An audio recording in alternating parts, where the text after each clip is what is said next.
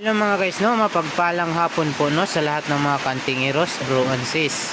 At siyempre sa mga content creators natin dyan, mapagpalang hapon po sa lahat. At ganoon din sa mga kaibigan natin dyan, no, saan mang sulok ng ating mundo, no. So ito mga guys, ipapasilip natin, no, ang ating maganda at matibay na mutya, no, na ating kinasa. Ito ay likha ng ating Diyos Ama at ating nakuha sa kalikasan at ating kinasa, no. So ito mga guys, may alimango na walang sipit, fossilized na starfish, kuol na libon, at isang kabibi na parang ano, no, parang ano siya, parang buto ng kakaibang ano, parang buto ng suwa, pero ito ay kabibi na crystallized, no. So ito ay natatagpuan sa mga ilog or sa mga fossilized area, no. So ito din ang ano, baging na fossilized, no. Ayan, crystallized na yan, ayan. Tapos dito sa gilid may kabibi o ano, tuway na crystallize. Ito ay susok koronahan. Ayan yung corona niya, no. So ayan. At infinito agates, no. Ayan na may wangis. At dito sa gilid isang uri ng fossilized din, no. At ito talikop na kabibi, susok. At isang kulay puti na kahoy, no, fossilized wood. So ayan mga guys. Ayan, fossilized wood yan na nagiging bato na. At isang uri ng mutya ng tubig, puki. At isang kawayan. Ito ay kawayan fossilized, no. So ayan, kawayan fossilized, tinik ng sea urchin or tudlo tato kung tawagin, no. Sumbalik balisong, pandakaki itim. Ito ang hani ng langgam, no. Ayan yung langgam po, ayan yung itim na nakabaon, no. So ito mga guys ay ginawa na nating kwintas, no. So ayan mga guys. So ito din mga guys ang ating kinasa ngayon, no. Isang sasing na libon na nakapulupot sa bato. So ayan yung batong pinuluputan na, no. Ito yung noon ng sasing. Holy Trinity na kinargahan natin sa loob. Susong koronahan. So ayan yung susong koronahan, no. So ayan, magkabilaan yan. Pangil ng megalodon shark, mutya ng hakot. Ayan yung mutya ng hakot. Ito ang aligi ng piyo. Piyo dito sa bukid, no. Iba yung alimango, iba din yung piyo. Yung piyo is siguro ang tawag dyan sa iba alimango, pero yung piyo iba yung piyo at saka yung alimango, kasi yung alimango nasa dagat, yung piyo nandito sa bukid. So ayan. At ito naman fossilized starfish, no. Ayan. Ito ay aligi ng kabibi rin, no. So ayan, aligi ng kabibi. So ito ay pongsoy, yung parang ginto na ano. So ayan, pongsoy, kulay brown. Susong itim, susong crystallized, buto ng marang na may sibol. At star swak, ito yung star swak. So ayan, umpukan at hani ng langgam, magkabilaan ang hani ng langgam. At siyempre mutya ng tubig, tinik ng sea urchin, magkabilaan. At ang tikpay na buo, no, na ginawa nating kwintas. So ayan mga guys, solid na solid at buong buo yan. So ayan mga guys, PM lang sa interesado, no. Ito ay lalagyan na lang ng kwintas. Pwede stainless. Kung may mag-request na gawa natin ng kwintas or beads na tulad nito, pwede rin. Kung hindi naman, so ito ay pwedeng lagyan na liston. Kung hindi sila hilig sa mga ganitong beads, no, ganito, hindi sila hilig, pwedeng lagyan liston. Pwede rin yung necklace na stainless, ganito, pwede din. So ayan, ginawa na natin, no. Ayan mga guys, dalawa yung papakawalan natin. Ayan mga guys, sa magnanais lang, no. At siyempre yung batong lutang natin, ayan, bato yan, ayan, no.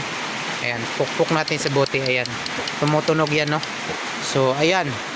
At siyempre isang kabibi no or talaba na nandyan pa sa ano, nahati lang siya no, nahati, pero ito pa yung takip niya sa itaas at sa ilalim. So yung bato na libon, ito na yon. Ito mga guys, tignan nyo ay wala lang no, dahil ito ay nabiyak na. Pero ang kakaiba dito mga guys, may buto siya no. So ayan yung buto niya or itlog niya no, 3 piraso, 1, 2, 3. Kaya nagiging special to no, dahil sa itlog niya.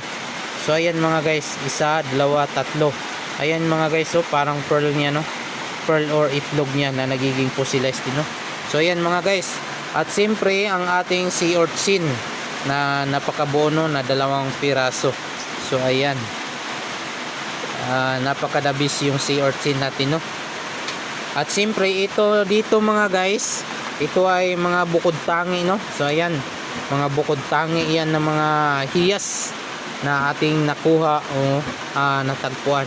Ito, yun nga, dati na reels ko na to no. Ito ay napakatagal na. Ngunit ngayon lang natin ni reels. Ayan no. Ay naninindig yung balahibo ko. So ito mga guys, ang ginagamit ng kama-kama no. Kama-kama. Toothpick ng kama-kama. So ito ay nilalagay nila sa kahoy na buhay pa na may butas no. Iniiwan nila ito. Ngunit ito ang toothpick ng kama-kama. So ayan. Kaya ito ating ginawang pang sarili. Pero ito naman ay pang sarili lang natin no. So pinapakita natin ang ating matibay na mga mutya din no. So ito naman yung nakuha natin, Tagulios or snail sa lupa na may kung iilawan nyo yan, ayan o, ayan, nakikita nyo yan, ayan, may kulay puti na bilog. So ayan, yan yung itlog niya sa loob no, bali 4 to. Hindi makita masyado sa cellphone, 2 lang yung nakikita, ayan. Pero may 2 din dito nakatago. So ito ay itim, pero iyan ay crystallized no. So ayan, crystallized yan. Tumatagos yung liwanag dyan sa itim na yan no.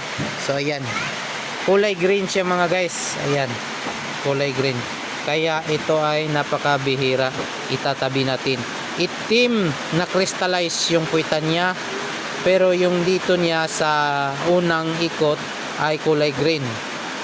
At ito din mga guys ang nakakabighanin at napakatibay na mutya no. Ayan, alam niyo ba ito guys kung ano to? Ito ay laman ng gabipaw. Yung malalaking gabipaw na may tinik-tinik. So ito yung laman niya na nagiging bato na o fossilized no. So yan mga guys, makikita niyo no. So ayan, makikita niyo yung mga ano niya, parang ugat-ugat niya. So yan mga guys, kaya iniiba natin yan no. At siyempre, hindi din magpapabitin ang buto ng pagi, sinaunang pagi no, fossilized. Ayan, sinaunang pagi yan. Kahit ganyan lang yan, takot ang mga masasamang elemento dyan no. Bali 2 piraso yan. Ayan, nagiging bato na yan no.